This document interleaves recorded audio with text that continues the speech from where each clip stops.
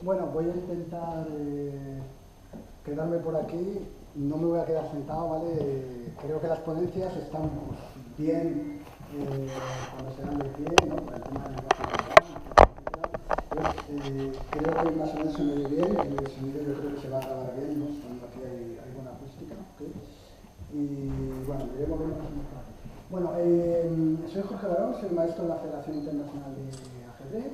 También me encanta el tema de ajedrez educativo y en concreto la ponencia de hoy versará sobre el tema de ajedrez y creatividad. ¿Vale? Bueno, o sea, hay mucho de que hablar en general de ajedrez y creatividad, pero voy a dar una variante, pues un toque un poquito personal, ¿de acuerdo? Los que me conocéis, pues ya sabéis que me salgo un poquito de los moldes, entonces os voy a enseñar un poco aquello que se sale un poquito de lo común, ¿no? Bueno, pues empezamos, empezamos bien. Sí, para avanzar simplemente hay que darle aquí, ¿no? Sí, sí. Mira, igual has quitado. Sí, igual. Igual se que has quitado. ¿Sí, dime? Igual se que has quitado. Vale. O sea, es esto, ¿no? Entonces. El negro. Sí, y. Sí. O sea, pero entonces el otro.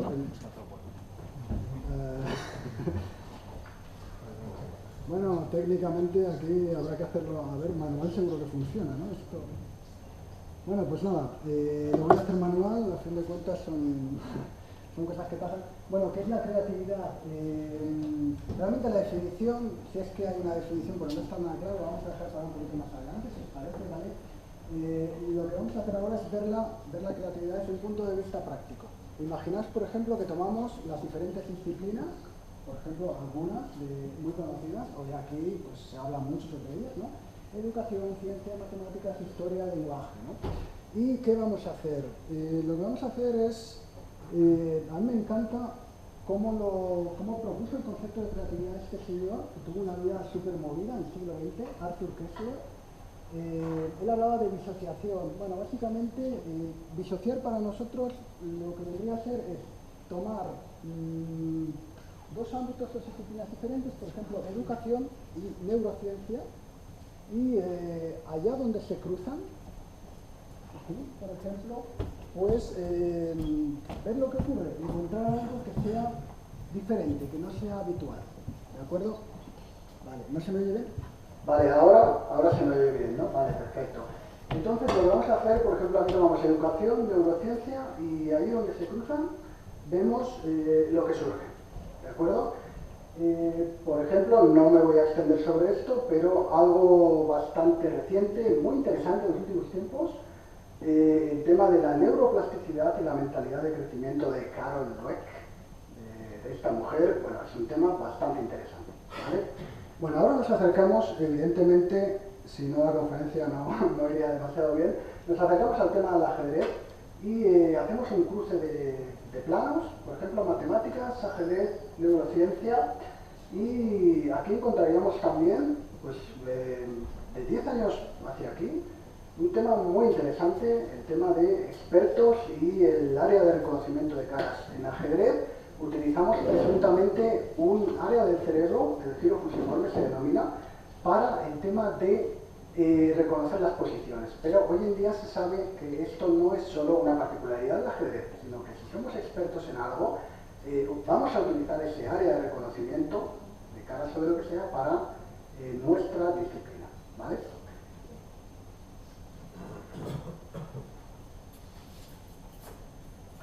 Muy bien.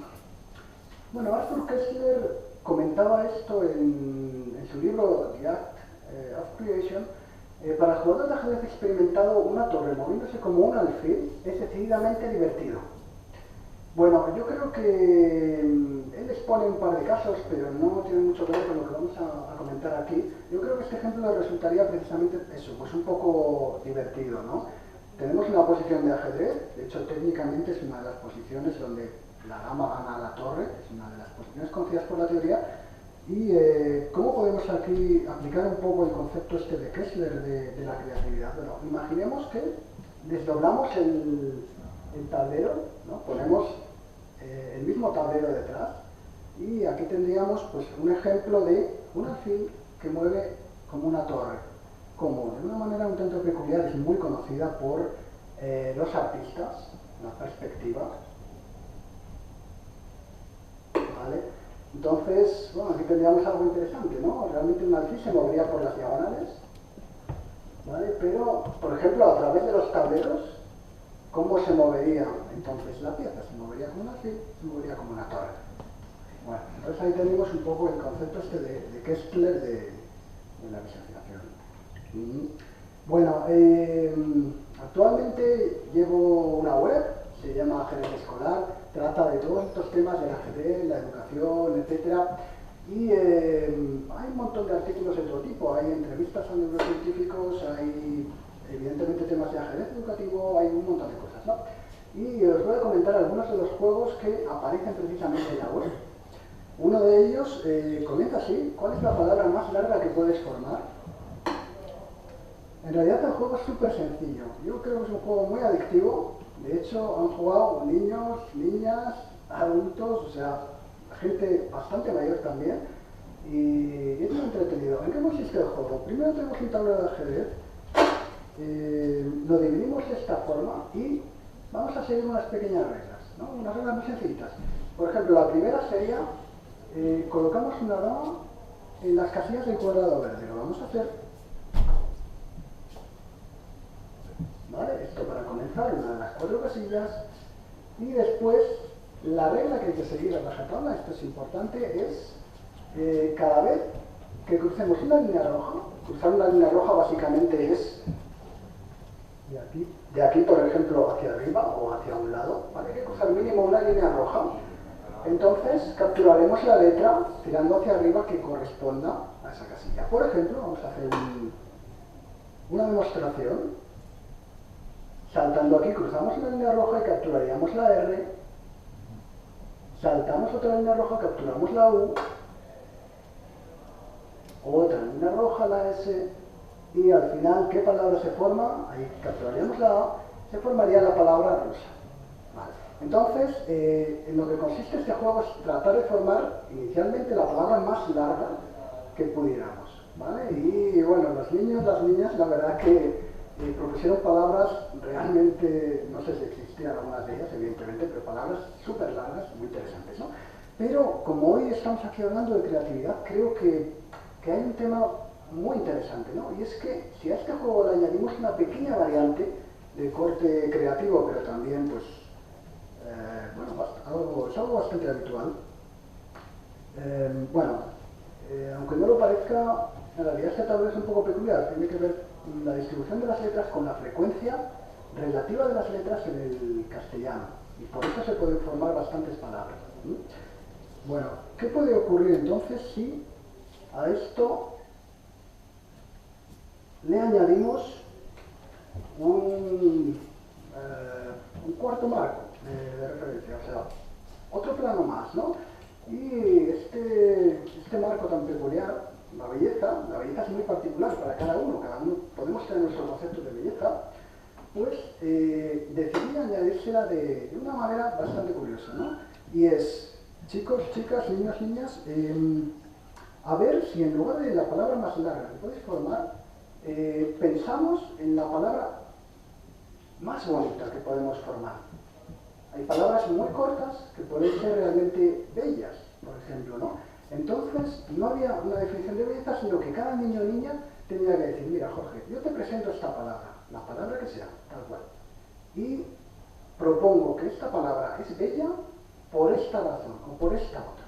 Entonces, era bastante chulo, os voy a poner algunos ejemplos, porque los niños y las niñas proponían palabras y decían, yo creo que es bella por esto. Y vais a ver algunas de las palabras, hay algunas ilegales, ¿vale? Pero la parte de la belleza al menos, pues está bastante bien. Por ejemplo, esta era una mujer, ¿vale? No era un niño o una niña, era una mujer. Y bueno, puso algo bastante curioso, dijo, mira, la respuesta es respuesta. Bueno, es algo bastante curioso, ¿no? Juega ahí con las palabras. Creo que no comentó nada más de por qué era bella ni tal esta palabra, ¿no? Luego un chico de 13 años, Alberto, que este año ha conseguido una beca, le tenemos en Canadá, o sea que es un chico en matemáticas, es un auténtico prodigio, es una pasada, comentó, creo que es una palabra bonita, la palabra travesuras, ya que se podría decir que es una etapa de la vida. Con 13 años es bastante interesante que diga, oye, esto es una etapa de la vida. Creo que todos hemos pasado por eso y bueno, es un comentario bastante interesante también. Luego Afri es una niña que entraba ahí en la horquilla entre 7 y 9 años, estaba dividido en horquillas el concurso inventó una que a mí me encantó, es bastante chula, ¿no? Dijo, si besarte es asustarte, mejor no te beso, ¿no? Y además jugaba de doble forma con las palabras, ¿no? Son completamente legales, besarte y asustarte, hay que formarlas con mucho cuidado, si no se fijan luego en las letras. Y bueno, la verdad que me encantó esa frase, ¿no? Y luego hay otras, lo paso un poco de prisa para que no me quede pillado por tiempo. Agudez, que no sé, alguno de vosotros igual lo sabe, pero yo no sé si existe realmente esta palabra, ¿no? Y comentó por qué. Y hay una palabra que es muy cortita, pero que también podemos decir, es una palabra muy, muy bella, muy bonita, ojalá que esto se diera mucho más en la realidad, evidentemente. Es la palabra paz, que puso María Ángeles ahí abajo, ¿no? Una palabra muy cortita y cumple el concepto de belleza, ¿no? Muy bien. Pasamos a un tema un poco más dramático, un poco más crítico, ¿no? A mí, con el tema del ajedrez educativo, me gusta ser crítico, pero en general me gusta ser crítico con todo, crítico de buenas, ¿vale? No meter caña a la gente ni nada de esto. Y hay una frase que a mí me gusta mucho de un libro que estoy leyendo, no lo he terminado, algo va mal de Tony Youth, que dice, cuenta algo muy interesante, dice, sabemos que cuestan las cosas, pero no tenemos idea de lo que valen. Si uno se para a pensar esto, realmente en el mundo de hoy en día, pues parece que es así, ¿no? Entonces, en ajedrez tenemos algo que yo creo que puede representar un problema en el ámbito educativo, y esto es algo que puede ser importante, y es que le atribuimos directamente un valor a las piezas. Tú vales 1, tú vales 3, tú vales 5, por ejemplo la torre vale 5, el rey infinito, y en realidad yo he tenido esa experiencia, he sido entrenador de, digamos, de todos los niveles, ¿vale? He entrenado a campeones de España también, niños de 10, 18 años también, o sea, todos los niveles, y me he quedado un poco planchado, por así decirlo, cuando les he preguntado, bueno, ¿cuánto vale una torre, por ejemplo? Y me dicen, bueno, una torre vale 5 puntos, muy bien. Y le digo, ¿por qué? Porque vale 5 puntos, ¿no? Juegas al ajedrez, pues en principio deberías saber, ¿no? Por qué vale 5 puntos. Y muy poquita gente, los puedo contar con los dedos de esta mano, me ha dicho una razón concreta por la que una torre puede valer 5 puntos. Y es que le damos unos valores generales, pero hay que tener en cuenta que si son piezas que están generando interrelaciones, piezas que están en movimiento unas con otras, pues eso se entremezclan, los valores vienen dados de una u otra forma por el movimiento de las piezas, ¿vale? Entonces decir que un peón vale 1, decir que una torre vale 5, tiene que ver quizá por la capacidad de movimiento que tienen en un tablero vacío y luego por la capacidad de movimiento que tendrán en la partida, ¿vale? Entonces esto es importante. Y luego también es una pregunta que hago, yo soy un poco quisquilloso a veces con los niños, me gusta preguntarles, ¿no? Para ver lo que conocen y también lo que me pueden enseñar a mí, ¿no? Por ejemplo, términos de ajedrez, ¿no? Voy a hacer una pequeña prueba, no lo tenía pensado, pero ¿podéis levantar la mano los que sepáis qué significa la palabra peón en ajedrez? ¿De dónde puede venir este término? ¿Hay alguien que pueda... alguien que levante la mano?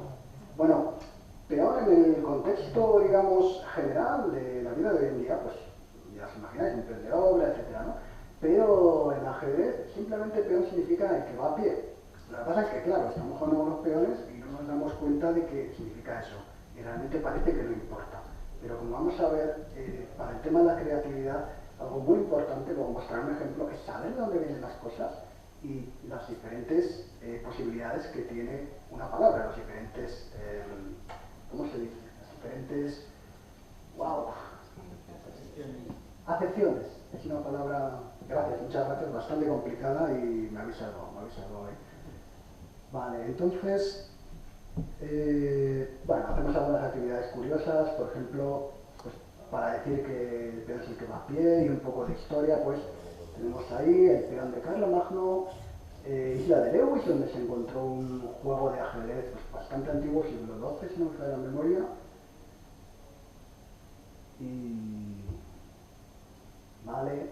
Y luego, más que nada por el tema de creatividad, como veis se sale un poco del ajedrez, ¿vale? Yo en realidad entreno ajedrez competitivo, pero me da un poco de cosa decir, bueno, vienen los niños y, bueno, te entreno para que seas campeón de España, campeón de Aragón, etcétera.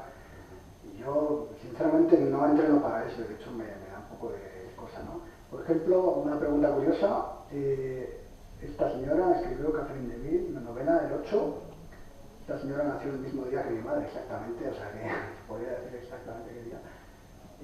¿Con cuántos dedos escribe Catherine Deneuve? Bueno, escribe con 2 dedos, es una curiosidad, pero este tipo de curiosidad es lo que a los niños les despierta un poco esa imaginación de decir, oye, quiero investigar, no lo sé, pero voy a mirar, ¿con cuántos dedos escribía Catherine? ¿No? Bueno, pues ahí lo tenemos, una novela, imaginaos, 600 páginas con 2 dedos, tremendo. ¿Cuántos peones de Lewis? ¿Veis aquí? Antes os he mostrado cómo era, ¿no? Entonces, claro, inicialmente los niños empiezan a mirar y cada uno de unos más grandes, unos más altos, otros más bajos.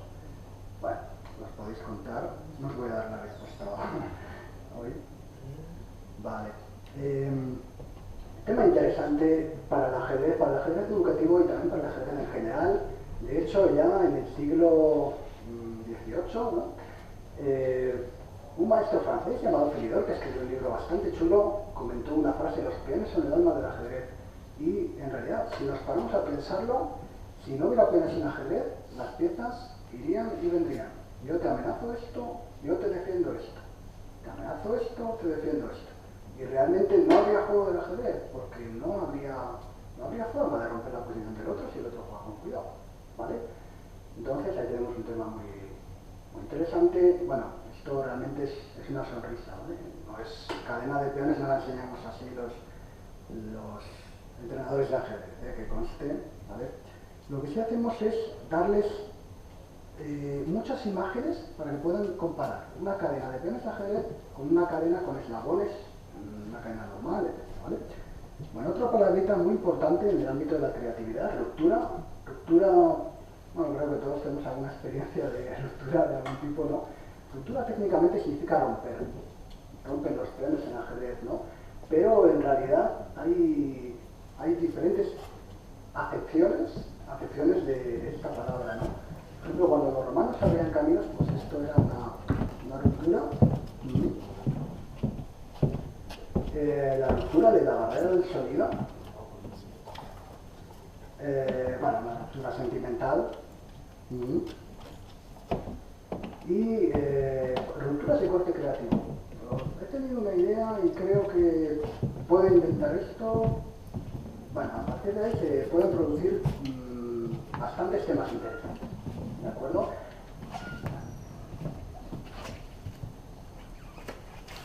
Bueno, muy importante entonces para el tema de la creatividad hacerse preguntas, ¿no? ¿Qué significa tal cosa?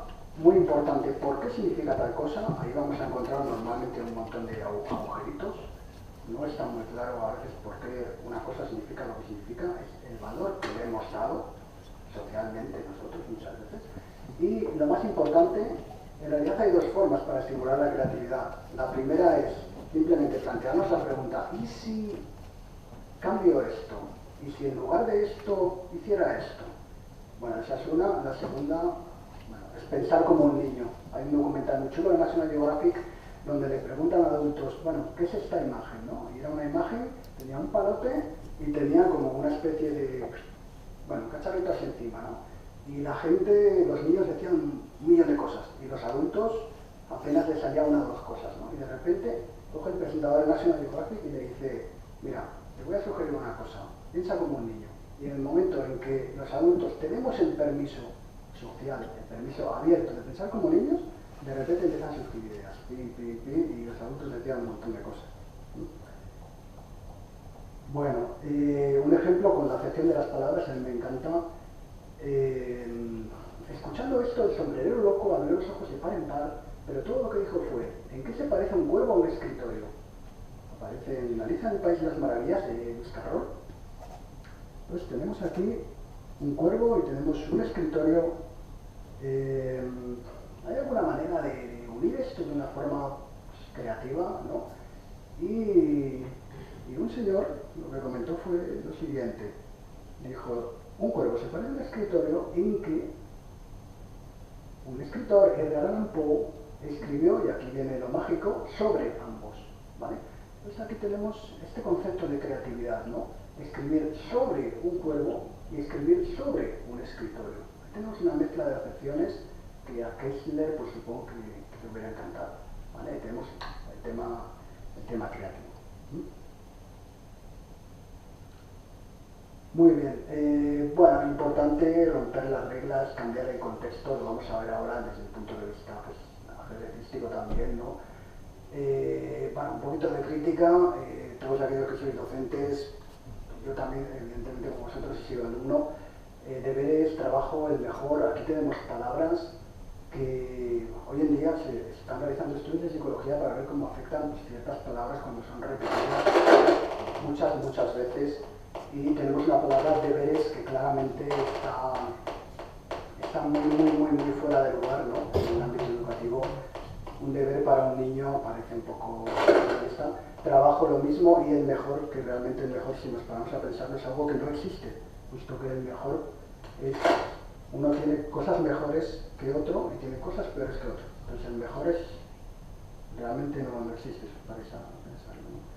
Y marca bastante a algunos niños. Yo soy entrenador de nivel competitivo, el mejor es una expresión que puede marcar tremendamente a muchos niños, tremendamente. Muy bien, formas de romper el contexto y tal, y las reglas y demás. Bueno, en lugar de presentar siempre tableros de ajedrez de 8×8, podemos cambiar. Tableros de 6×6 está bien, y tableros ampliados también está bien. ¿Para qué sirve esto? Esto simplemente sirve para que los niños se den cuenta de que esto se puede hacer siempre así, pero bueno, también se puede a veces cambiar y hacerlo de otras maneras, ¿no? Por ejemplo, aquí hay una pregunta interesante, lo que podríamos llamar una pregunta abierta. ¿Cuántos peones tiene, supongamos que la chica se llama como en la novela de 8 mi rey, ¿cuántos peones tiene mi rey en la mano? Y bueno, los chicos se enfrentaron a esta pregunta, es bastante interesante, sí, pues rapidito, ¿vale? Bueno, si contáis los que hay, pues podréis deducir cuántos puede haber, ¿vale? Bueno, más temas. Dibuja un rectángulo cuya área sean 9 casillas cuadradas. Hay niños que tienen muchos problemas para resolver esta preguntita, que en realidad es bastante, bueno, se podría resolver fácilmente. Bueno, me salto este jueguecito porque voy un poco pillado, que ya Julián me está dando el cante, ¿no? Lo podéis ver en la página web. También saltándonos un poco las reglas, hay que llevar el elefante hasta España, pero hay que seguir unas reglas concretas, ¿vale? Bueno, si alguien tiene curiosidad sobre el tema de ajedrez y matemáticas, pues en la web, en YouTube, también está el canal. Podéis echar un vistazo, aparecen dragones, aparecen, bueno, unas cuantas cosas que creo que son interesantes. El de las hormigas lo saltamos también. Y importante, ¿cómo se origina la creatividad? Bueno, si entendemos, por ejemplo, creatividad como la capacidad para reinterpretar algo, descomponiéndolo en partes, y luego recombinándolas otra vez, de forma sorprendente para alcanzar algún objetivo, entonces ahí tenemos lo que realmente es la creatividad. Más que crear algo, que sería la parte final, es reorganizar los pedacitos que tenemos que componen algo, ¿vale? La parte de crear algo solo es el final. Tenemos el problema de la vela, que no lo voy a comentar aquí, pero lo podéis encontrar en YouTube fácilmente, o en la Wikipedia. Difícil de resolver para un adulto el problema de la vela. Y es que los adultos nos enfrentamos a la trampa de las categorías, o fijación funcional, creo que se llama en psicología. Es que cuando vamos creciendo tendemos a meter las cosas en cajones. Esto sirve para esto. Esto otro sirve para esto. Entonces cada cosa va a un cajón, quizás a 2, quizás a 3, ¿vale? Pero a veces puede ir en otros cajones, ¿no? Y esos cajones se quedan cerrados cuando somos adultos, porque nos hemos acostumbrado a ver las cosas de una manera y de meter las cosas en unos cajones. Bueno, esto lo podría comentar, pero el ajedrez no tiene efectos secundarios. ¿Alguien los ha buscado? ¿Dónde los ha buscado? Vosotros que sois docentes, creo que sabéis que cualquier forma de aprendizaje tiene, como todo, efectos secundarios. Las vacunas lo tienen, la anestesia lo tiene, dar golpes O sea, que un balonazo, no sé, en la cabeza tiene efectos secundarios. Solo miramos el efecto más beneficioso, ¿no? Muchas veces. Bueno, los procesos de enseñanza pues, tienen efectos secundarios a veces. Ojalá que todo sea positivo, pero bueno, hay un estudio muy famoso, muy reciente en Inglaterra. El ajedrez puede ayudar a mejorar en matemáticas. 0. Paz. Y claro, esto también entra un poco en la trampa de las categorías. Es que cuando vemos un estudio, simplemente nos sale el resultado, sale publicado en el The Independent, creo que era, en Inglaterra. Decimos, lo que dice el estudio, ya el resultado tiene que ser eso. Cuando uno entra a fondo en el estudio, yo entré a mirar el estudio, lo desgloso bastante en la web. Este estudio tiene unos problemas inmensos, no se ciñó a lo que se tenía que ceñir, ¿no? Por lo tanto, el resultado no tiene mucho que ver con la realidad probablemente, ¿vale? Bueno, esto me lo salto, está bien, pero cómo mostrar la vida de alguien, el segundo día, hablando de la vida de Bobby Fischer, comencé con esto y la gente se quedó un poco pillada, ¿no? Y lo comento rapidísimamente porque creo que de verdad es interesante. Cuando comentamos una biografía, en especial la de Bobby Fischer, que acabó bastante mal, tendemos a hacerlo en orden cronológico. Nace en este día y muere en este día, ¿no? Pero evidentemente hay que tener cuidado. La mente lo que más va a recordar va a ser el principio muchas veces y el final muchas veces. Entonces yo lo que hice fue la segunda parte, comenzar por el final y volver hacia el punto culminante que fue cuando Bobby Fischer ganó el campeonato del mundo en el año 1972, ¿vale? ¿Por qué hay que tener cuidado con esto? Por ejemplo, se han realizado estudios de colonoscopia. Ojalá nunca tengamos que pasar por eso porque es bastante doloroso, ¿no? Y fijaos, primer paciente pues tuvo una intensidad de dolor bastante grande, pero fue hacia el final de la intervención, una intervención que duró unos 8 minutos. El segundo paciente, con un nivel de dolor en general, o sea, en total bastante mayor, terminó con un dolor, una intensidad de dolor bastante menor, y este paciente recordaba esto como, bueno, muy llevadero. En cambio, para el primero la experiencia fue absolutamente horrible y recordó para la siguiente pues que le había dolido mucho y tal. Vale, entonces el orden en que cometemos las cosas o que realicemos estas intervenciones, pues es importante. Luego seguimos la manera habitual, un poco divertida y tal, y ya terminando, no me va a dar tiempo, pero bueno, corto muy poquito, un diálogo muy conocido de Sherlock Holmes. ¿Existe algún otro detalle sobre el cual desearía usted llamar mi atención? Sí, acerca del curioso incidente del perro aquella noche, contesta Sherlock. Y el policía le dice, el perro no interviene en absoluto, ¿no? Y lo que le contesta Sherlock ese es precisamente el curioso incidente. Un perro, si no ladra, es porque conoce a la persona, ¿no? Entonces, bueno, ya voy a terminar rápidamente con esto. Esta posición bastante curiosa. Tenemos una posición de ajedrez, tomada con un programa de ajedrez, chess base, y hay que investigar cuál es cada pieza y demás, ¿no? Pero en realidad aquí hay un misterio, y es que hay una pieza que no se ve. Os voy a desvelar un poco el truco, ¿vale? Si nos fijamos en las sombras que va dejando cada pieza, igual en esta imagen no se ve muy bien, pues hay una sombra que está desparejada, es decir, no tiene una pieza que acompañe a la sombra, ¿vale?